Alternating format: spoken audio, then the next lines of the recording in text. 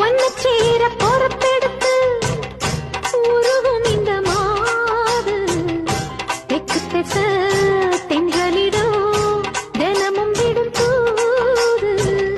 அம்மன் கோயில் சில எழுது அசஞ்சி வரும்போது உள் மனசு தத்தடிக்கும் உறக்கம் என்பதேது.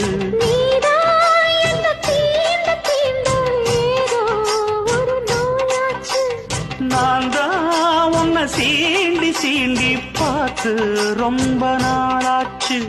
கொஞ்சம் இடம் கொடுத்த பச்சை கொடி பிடிச்சா எத்தனையோ வித்தைகளை இப்பவே நீ காட்டிடுவே.